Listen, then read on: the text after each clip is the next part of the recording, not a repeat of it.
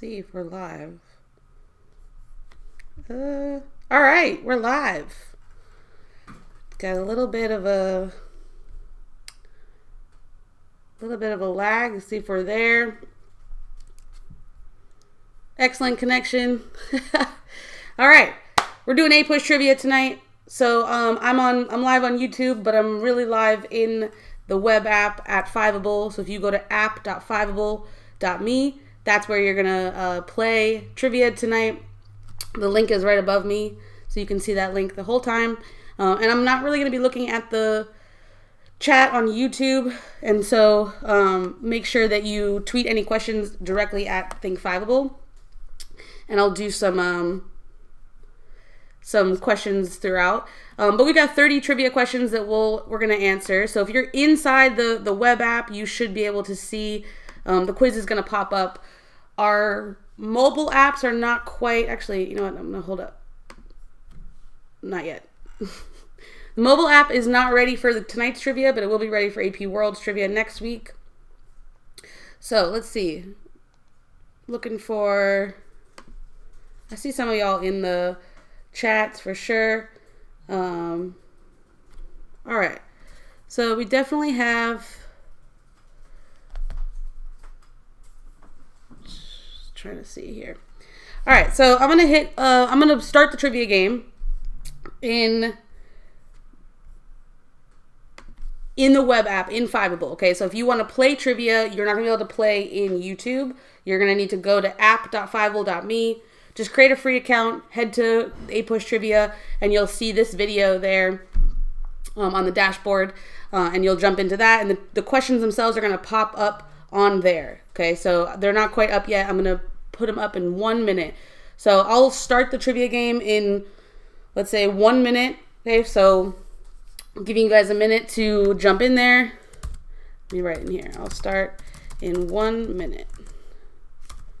And you'll see the actual questions inside of Fiveable when we begin. This is going to be super fun. Let's go. And just tweet at us if you need anything, because the chat is not in there. So we're not using Crowdcast tonight. We're just trying some new stuff out so that we can see it, how doing it live on YouTube will look inside of Fiveable. So definitely looking for your opinions on this as well.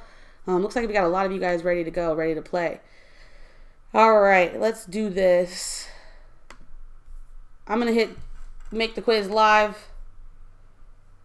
And you should see now the first question up. And actually, I'm going to then make my screen even smaller so we can see. I'll put myself up here. So you can see you'll be able to see the actual questions and some responses. Looks like some of you guys have already been playing this game because you guys already have like huge scores. I'm not even sure. So we're just trying to make this work out. I'm going to actually also make this a little bit smaller. Just let us know if you guys have any suggestions. Make it a little smaller again. There we go. All right. We're making this work. We're going to have some fun. All right. So most of you guys got that right. I really wish that that you guys didn't already have massive scores already. You're like already sitting on hundreds of thousands of points. Oh well. All right, so no matter what, I'm just kind of reorganizing the screen, and I'll cut through the questions. Each question you'll have about 7 seconds to read the question, and then you'll have about 15 seconds to actually answer the question. And then after the game, you can go back and replay this trivia game as many times as you want. You can read the explanations for them. All right, let's keep going. Question 2. Let's see. Which of the following activists is associated with the second wave of feminism? These are all out of order. Carla, number 1. Shout out to Carla from Skyline. Killing it. Actually, this is a good group. Busted streaks. This is awesome. So we can see on here how many streaks we're losing. Definitely wish we had the full chat in here, but not tonight. Let's see. Whoop, whoop, whoop. All right, looks like you guys know your feminists. Good job. just going to make this a little bit smaller so we can actually see the whole thing. There we go. All right, there we go. You guys are being super patient, and I'm very appreciative. Here we go. All right, question 3. Old immigrants refer to migrants coming from which region? We got this. So remember, if you're watching on YouTube, make sure to head over to app.fiveable.me to play. The game is happening over inside of Fiveable. You can't play it straight on YouTube. And I'm not looking at the chat in there. So if you've got questions, tweet me at thinkfiveable. And I'm watching this. Nice. All right, good. You guys know your immigration patterns. I could definitely see that being a question tomorrow. This is so funny how the scores are so massive already. Some of you guys have been practicing or something. That's all right. Wish I could clear them out. Question 4.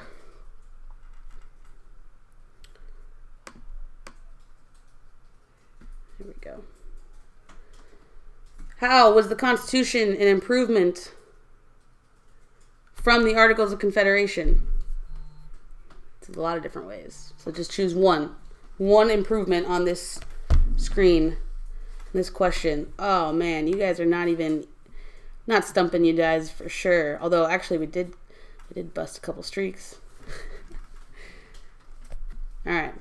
Checking I'll be watching Twitter, so tweet me any questions that you've got whenever, and I'll answer your questions. I'll read them on Twitter, give you a shout out. Question 5. So we have 30 questions. Which of these statements would Booker T. Washington have agreed with? It's coffee season. I don't know about you all, but I've been drinking so much coffee in the last few weeks. Getting y'all ready for AP tests. There's a whole lot going on. All right, what would Booker T. Washington have agreed with? Oh man, we just busted a bunch of streaks there. Ooh. But most of you guys got this right. So remember that Booker T. Washington would have agreed that compromise is progress, right? So he was born during slavery, whereas W.E.B. Du Bois was born after slavery. So they would have been different in opinion in terms of like what was enough. Question 6. By which decade was the majority of the U.S. population living in cities? I wonder how bad this lag is. Let's see. Can't see the trivia on Fiveable. Looks like you're there already. Okay.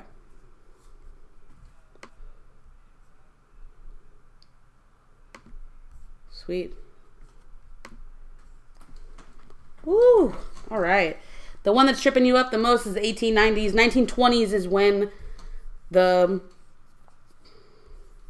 most Americans lived in cities.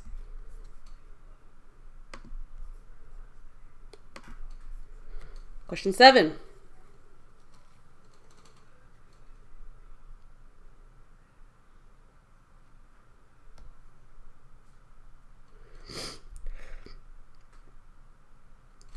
I feel like I'm just here to like give some banter because I'm not even sure how off the lag is. Let me know if you're watching. You can see how much the lag is different.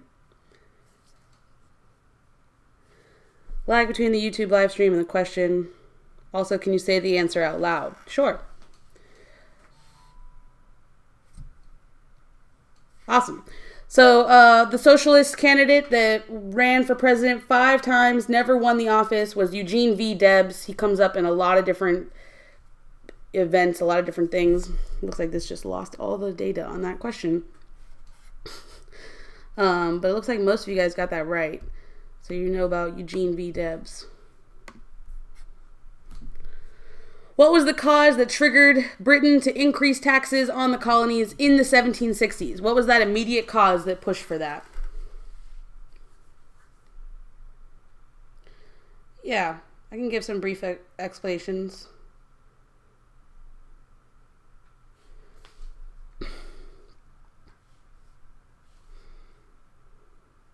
All right.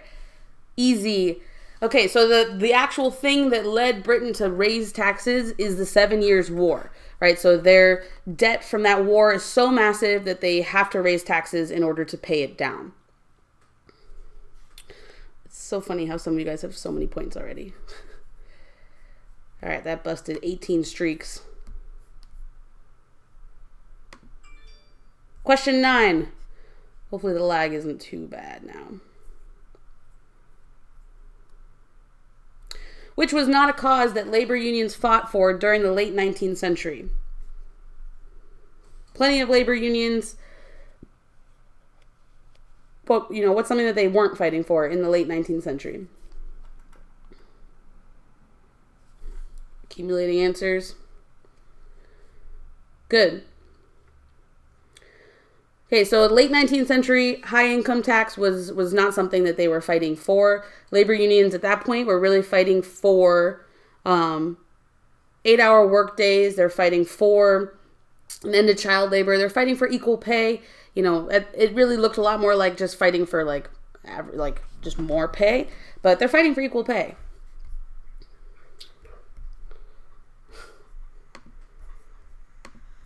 Question 10. Which of the following was a domestic effect of U.S. involvement in World War II?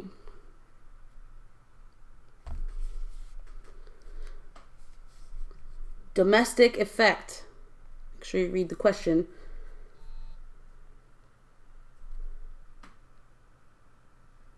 And let me know on Twitter if you have any questions or you want to tell me something, because right now we don't have the chat set up. Oh man, that was an easy one, y'all.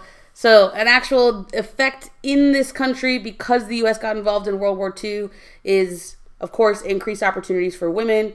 As the men went to fight off in the war, women took jobs in factories, helping to mobilize, creating resources. This is obviously a big deal leading into the second wave of feminism. Question 11.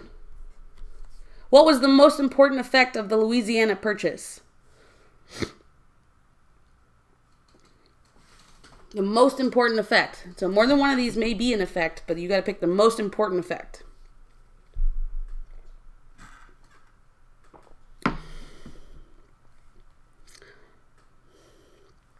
Sorry for all of y'all that weren't playing before, that your scores are not even going to match close to what everyone else is. I guess they were playing earlier.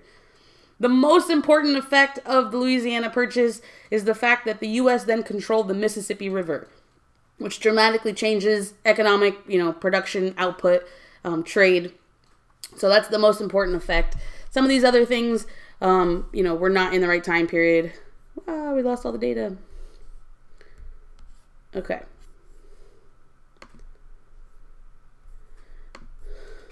Question 12. We're doing 30 questions tonight. FDR's New Deal aligned with which type of economic theory? Which of the economic theories did FDR align with? Oh man, this is ruining a lot of your streaks. This got you. Look at that. Yeah, I got a lot of you. Okay, so FDR aligned with the Keynesian model, the economic theory that John Keynes? It's a written test, as Tom Ritchie says. This model was a lot more about the government actually spending more even in times of depression, right? So instead of backing off like Hoover may have done, this is much more about actually spending to get the government out of the hardship. All right, remember guys, I'm on Twitter. I'm looking for tweets from you. If you have questions, tweet them at me. Question 13. Which of the following business tycoons and industry pairings are correct? So we're looking for a businessman and the industry that he was monopolizing.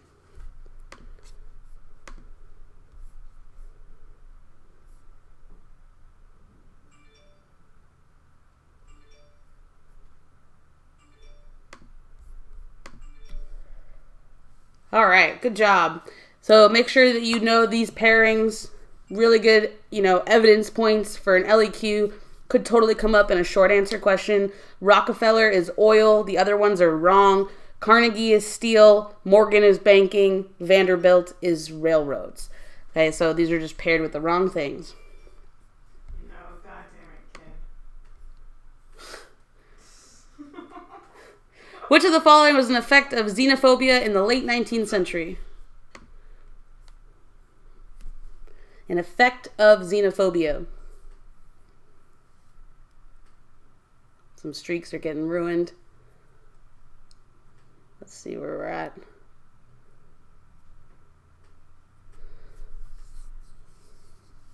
Man, either you guys are so ready for tomorrow, or I made the questions too easy. I got some hard ones in here, though. Okay, so Chinese Exclusion Act of 1882 was an effect of xenophobia. This is because it banned Chinese migrants, right? Xenophobia, remember, is a fear of outsiders, of people not from this country, from the country that you're in. And so Sherman Antitrust Act, Homestead Act, the Pendleton Service Act, these are not part of, they have nothing to do with xenophobia. Sherman Antitrust was about breaking up monopolies. Homestead Act gave plots of land to people willing to move out west. Pendleton Service Act broke up, was about like government corruption and being able to just like appoint people in different spots. Question 15. Which region of the North American colonies was known as the Breadbasket? Bum-ba-dum. Let's see what we got.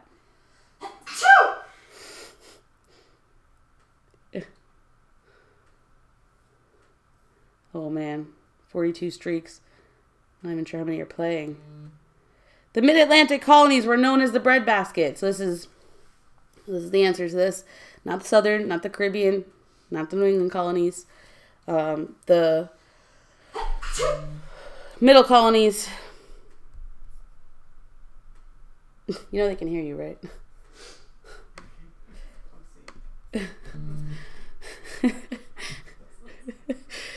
Five-Bull team is just trying to stay alive to keep you guys ready for your tests. How did New England colonists usually migrate? What were their groupings like? Busting some streaks. Wonder how that number is going down. In family units. So remember that in New England, this is mostly like British colonists, Puritans, and these migrants came in family units because they intended to stay. Bring your family. Whereas in some of the other regions, maybe just the man would come first to kind of scope it out, or to, make money and then go back. And so the difference in like the Puritan colonies was there was an intention to settle, right? That was the British plan. All right, which Supreme Court case established judicial review? This has got to be one of the most important Supreme Court cases to remember. So you should be able to like quickly identify this one and know that this is the one that has to do with judicial review. Let's see. We got this.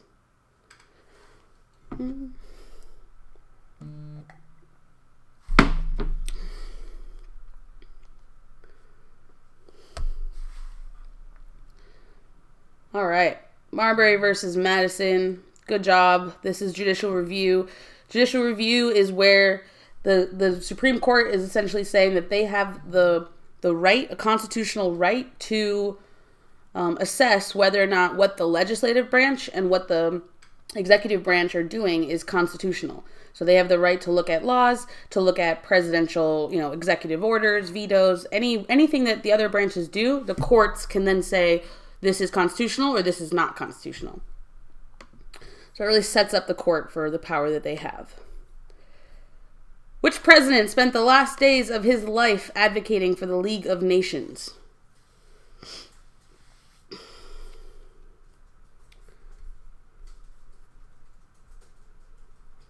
The last days of his life.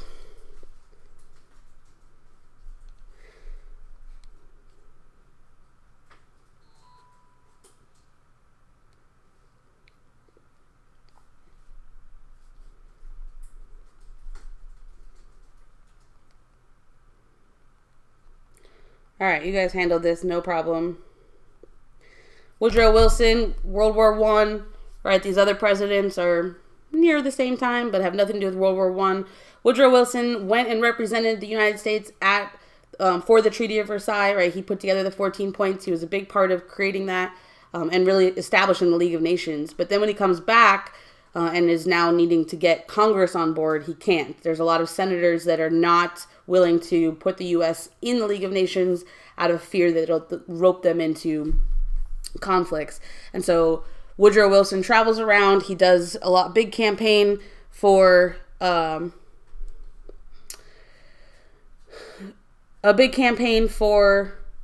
advocating for this, and he then has a stroke in the middle of that campaign and can no longer do it, and the U.S. never joins the League of Nations. Question 19.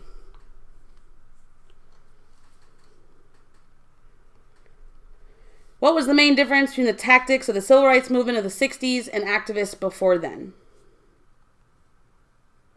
Did you see that?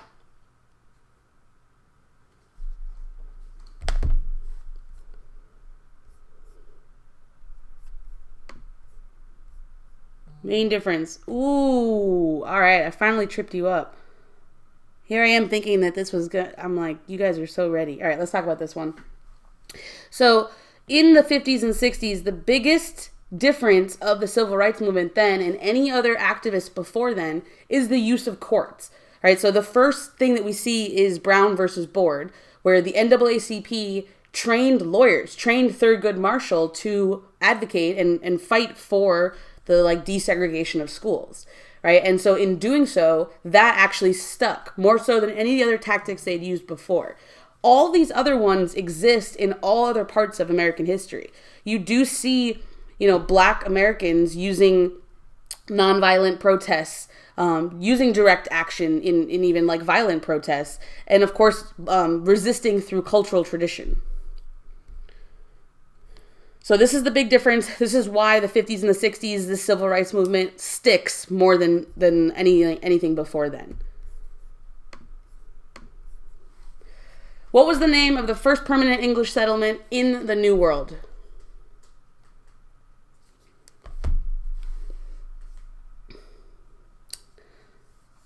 See what we got. I think I busted all the streaks in the last one. Oh, I see. So now it's going down. All right. We're just putting together fiveable trivia.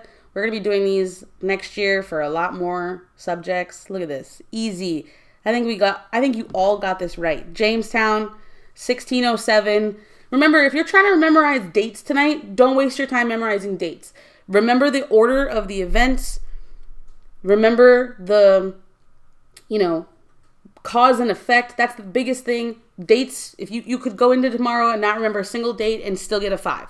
Okay, just remember the order of the events more than anything.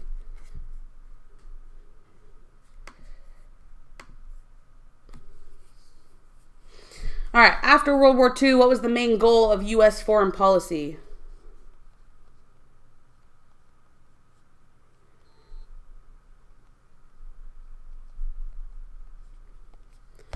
Main goal of U.S. foreign policy after World War II. We're jumping around here. I'm still caffeinating.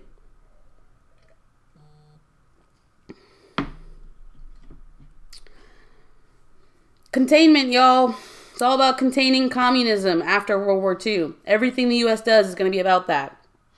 Isolation really ends in World War I. There are some that still in World War II want to remain isolated, keep me away, I don't need this.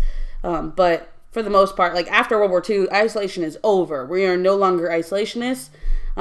Imperialists, we still are. Even now, foreign policy kind of looks like that in some sense. But for the most part, the real focus is containment. And interventionists, right? Getting involved in whatever we need to get involved in to make sure that there isn't some leader that could lead to a communist country. All right, which of the following was a direct effect of the space race?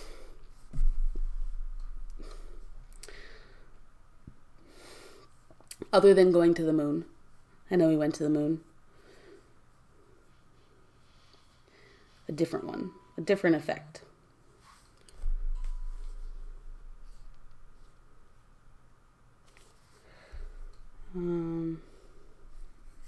going to try other... Yeah, this lag is just, like, not great. Well, all right, so let's talk about this one.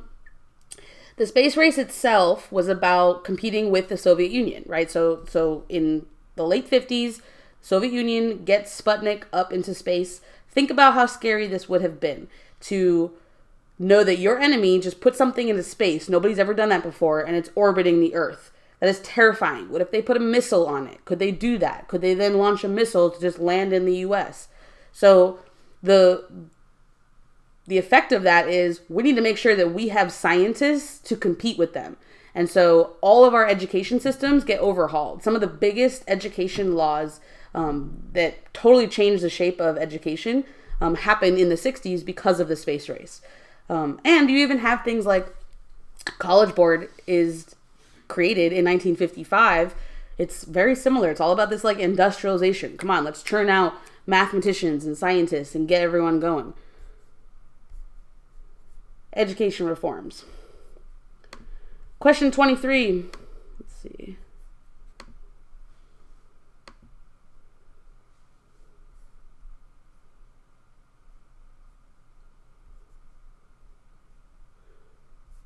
Okay.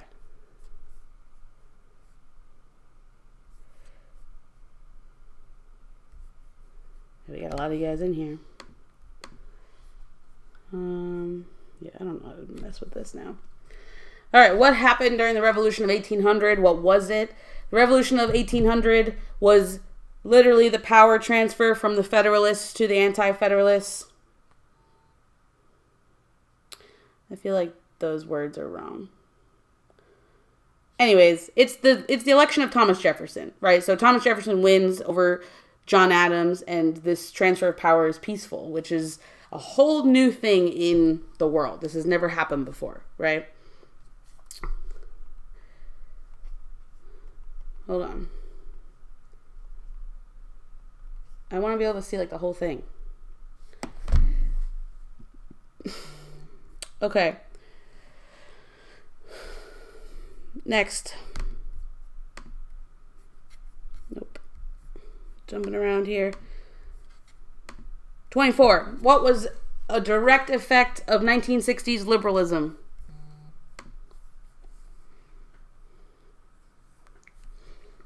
Direct effect of liberalism in the 1960s. We're going to be live in about 30 minutes. When this game is done, I'll stay live for a little bit just to answer questions, and you can tweet me questions at ThinkFiveable. And then we'll be live. Tom Ritchie will be here in 30 minutes to answer your questions. This is like last night review. All right, what was the effect of 1960s liberalism? The direct effect is the rise of the conservative right. So anytime in U.S. history when you have things changing, there's always a backlash, right? There's always like some group that doesn't want that change. And so the rise of the conservative right starts with sort of, Barry Goldwater, and then goes into Nixon, and then Reagan, of course, is really like the prime time for the conservative right.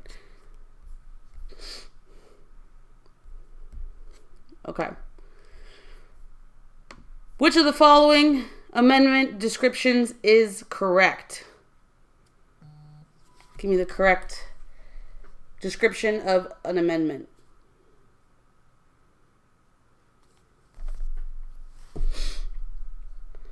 Okay, you should know your amendments. If you don't, that's something that is worth reviewing. It's good. It's good practice. Ooh. All right. Busted a bunch of streaks here. You guys are kind of all over the place. So let's go through them. The 15th Amendment is voting rights for men. Okay, so that's the correct label here. 14th was citizenship. 13th, abolish slavery, right? So abolish slavery, citizenship, voting. That's 13, 14, 15. The 17th Amendment was about the direct election of senators. It used to be that state governments would elect the senators, and then a progressive movement to make it more about the people electing them. That's what overtook that. The 21st Amendment actually ended prohibition. So it didn't start it. The 18th started it. 21st Amendment ended it. There's like a brewery called 21st Amendment, which is such a smart APUSH name for a brewery, I think. So this one is the one that's correct, 15th, voting rights for men. 5 questions left, y'all. Let's see who's going to win this. Which of the following activists is associated with the second wave of feminism? 1 is second wave, the others are not.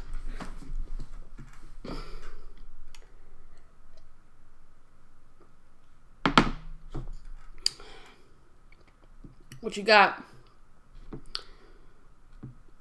Oh man, some of you guys are about to have 1,000,000 points. Gloria Steinem is second wave of feminism. She comes on the scene in the 60s and the 70s, remember, second wave is all about equal pay, equal rights, workplace, freedoms, of choice, to make decisions about my own body. First wave of feminism is more about the right to vote, and just sort of kind of more basic freedoms. And so these other 3 people are all about the first wave. Jane Addams is first wave. She is kind of towards the end of the first wave, but in Hull House in Chicago. Elizabeth Cady Stanton, Susan B. Anthony are big activists during that first wave of feminism. All right, which of the following was an effect of the closing of the frontier? Frontier closes, then what? What's the effect of that? Ooh, busting some streaks. See if some of you guys are going to get to 1,000,000 points. Good. Okay, so basically, as soon as there's now like a coast-to-coast country, it becomes like, let's go get more land, right? So the direct effect of that is the U.S. now expanding abroad. So, the Philippines, the Spanish-American War that happened. So you have the Philippines, Guam, Puerto Rico. So frontier closes. Now we're going to look abroad for the same thing, right? That same like manifest destiny. Like we've already sort of like accomplished that. Let's go get other things. Okay, 28. Who argued for the American system to connect the economies of the South, North, and West?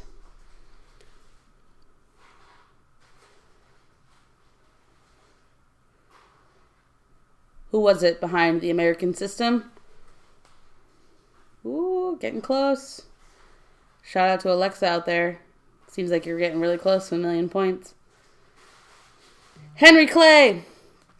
Don't forget who Henry Clay is. You can totally see a whole question about Henry Clay. It comes up so many times in different parts of 19th century politics and economics. So this is the American system. This is what would have connected the 3 economies, right? Of the South, the North, and the West. The West at this point was basically the Midwest. So this would have just connected them so that there's a more like full approach at our economy rather than 3 distinct economies. It doesn't happen. Doesn't actually, nothing happens with it. 2 questions left. What was the most significant reason why the Union won the Civil War?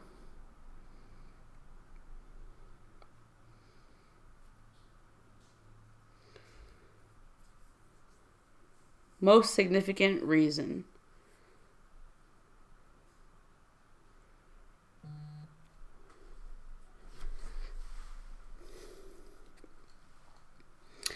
Good. Yeah, so the Union wins the Civil War for the most part because of their industry, right? They have more resources. They're able to mobilize because they have more people. Population is much more massive. You had that wave of immigration coming in mostly to the north, to the big cities in the north. And so the factories are populated. There's tons of production of weapons, of food, of goods to win the war. Whereas the South is more agricultural. They don't have that workforce behind them. Last question. Why was the Emancipation Proclamation a vital turning point during the Civil War?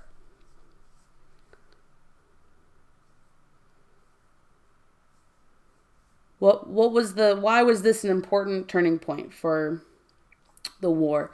While you're studying tonight, don't worry about battles in any war. Don't waste your time on it. worry about cause and effect of the wars and major turning points. All right, so this is a good one to leave off on. The Emancipation Proclamation specifically kept Europe out of the war. You know, Europe could have gotten involved. They could have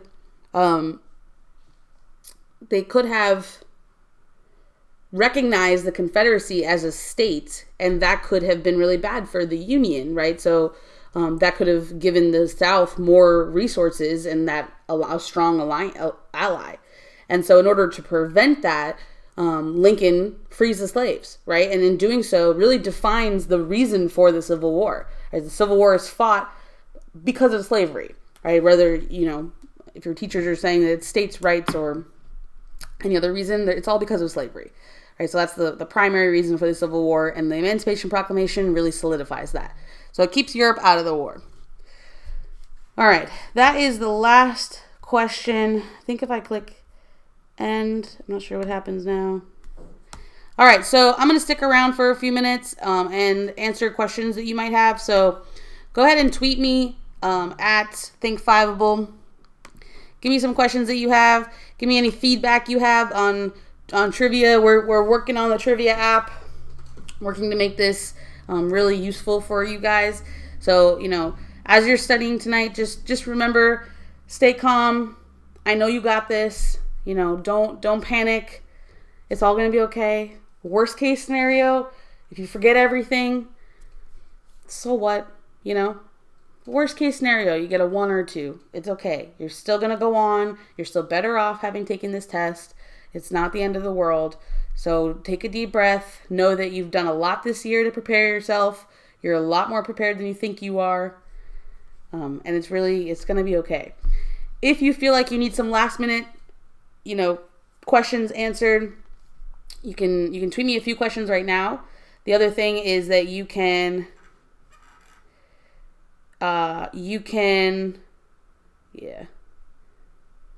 Oh, here we go. Now I'm seeing all these questions. The good news is if you need a lot more questions answered, Tom Ritchie's going to be live in just a few minutes at 9 p.m. Eastern, just for Fiveable Plus members. So if you're not yet a member of Fiveable Plus, it's $5 for a month, right? So you can sign up. You can come to the sessions. Maybe you're taking Lang next week. Maybe you're taking another AP exam next week, like bio. We have Cram sessions for those too, all weekend. And so $5 will give you access to just all of it. And all the review videos that we have up, all the other trivia that we have. You can keep playing this trivia game. So let's see. What kind of questions you got? Yeah, let me go over this one. This question from Elvira. Hopefully I said your name right. This question is, can you go over the more recent presidents and their contributions? For example, Ronald Reagan. So just to take you kind of quickly through the most recent presidents, you have, you know, starting with Reagan in 1980, who gets elected. Reagan is all about his version of very conservative politics. So you have tax cuts, you have crime bills, mass incarceration is going to increase a ton in that time period, especially as a reaction to the spread of crack cocaine. And so mass incarceration really happens in that time period, and then obviously continues straight into the 90s into today. Other things about Reagan is the idea of Reaganomics, where it's trickle down. So if I cut taxes for the wealthy, then they will give bonuses to their workers. But as we see today, that doesn't work, right? So the wealthy keeps their money and it's not getting to anybody else. So you have these massive billionaires and the rest of us don't have any, we're not sitting on millions. So that's what Reagan's about. Really just conservative. That's kind of it. End of the Cold War. He's also really involved in ending the Cold War and calling for Gorbachev to end it. He does the whole tear down this wall speech. Into the 90s with Clinton. The things to remember on the APUSH test, it's not going to go super into Clinton. You might see things about Clinton's like the Contract for America, that was basically just like a backlash, right? So Clinton wins in 92, and I think the Congress is now Democratic as well. And so in 94, it's Newt Gingrich that leads this whole like push to bring the Republicans back in power. And so that's Contract with America.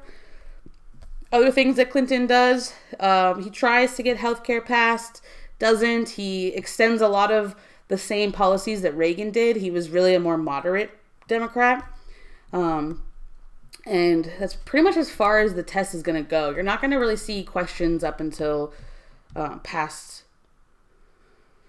definitely not past 9/11. We're just too soon. We can't really like analyze it quite yet. Let's see. Hit me with your questions. I'm going to do 2 more. All right.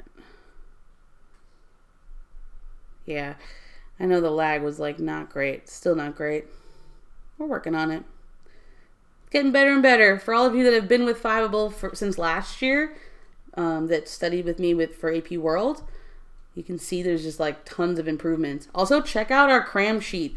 This is like the best thing. I've spent so long making this. It's literally all of AP US history in one piece of paper on one sheet. You could literally like look just at this tonight and be, I think, probably fine.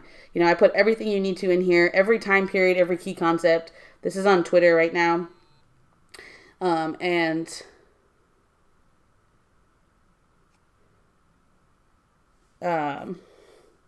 You can check that out so that you can study.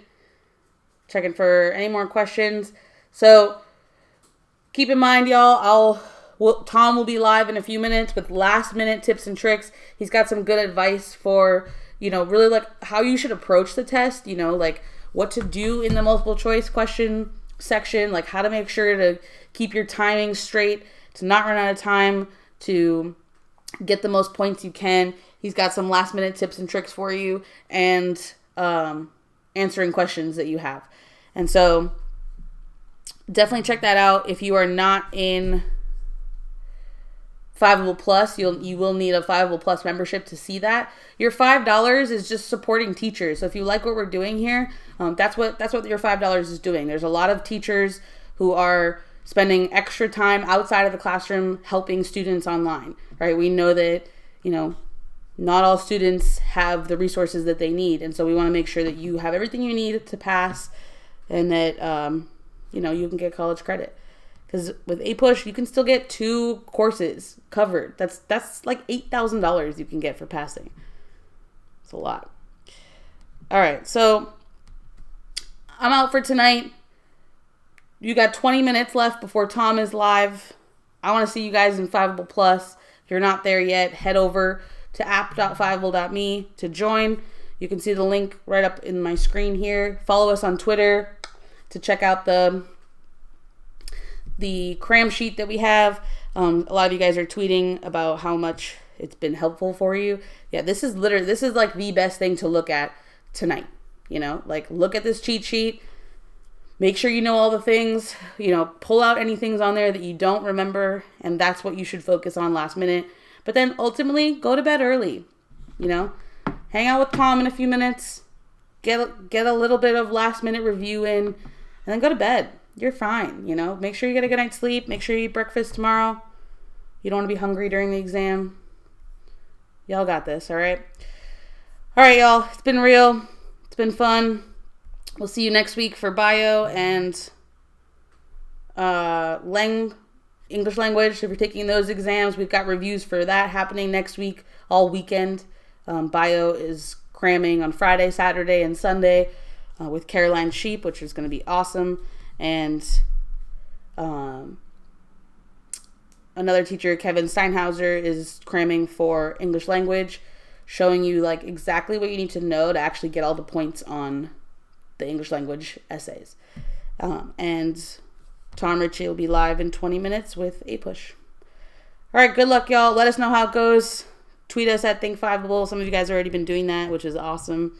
So tweet us out and let us know how you're doing. Bye.